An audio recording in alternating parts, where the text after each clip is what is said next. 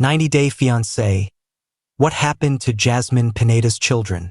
Are Juance and JC living with her and Gino in US? Jasmine Pineda from 90-Day Fiancé. Happily ever after?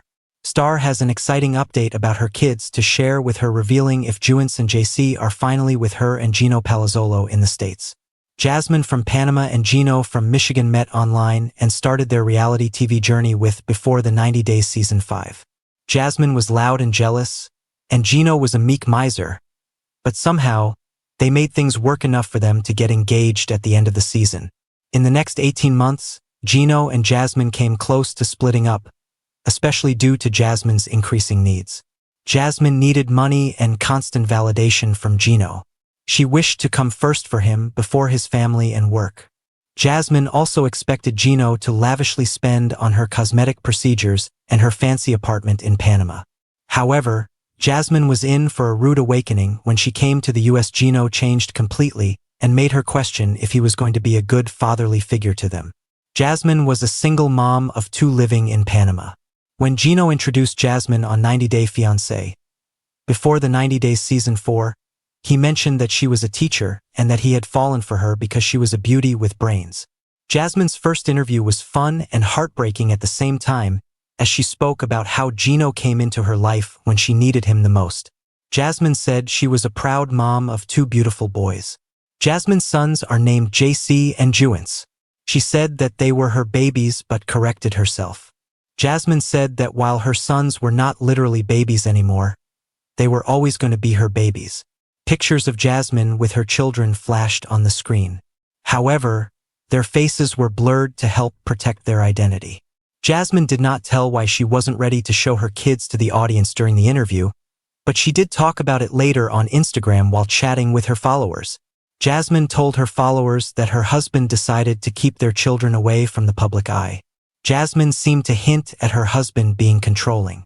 She added that he was a doctor and also a lawyer and had warned her against posting about her kids or even filming 90-Day Fiancé with him.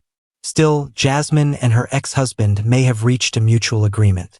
Jasmine did post about her children, at least her older son Juance, on social media. Juance was also the first child who made his TV and IG appearance via 90-Day Fiancé update. During her first interview, Jasmine spoke about how her eldest son lived with her ex-husband. Jasmine's younger son, JC, usually lived with her, but he has a special condition. The COVID-19 lockdown took a toll on the child's health, and he was having a really hard time adjusting to the situation. Since Jasmine lives in Panama City, her mother and Jasmine decided to take JC temporarily away from the city. JC was taken to live in the countryside by Jasmine's mother. Gino and Jasmine met in person in December 2020.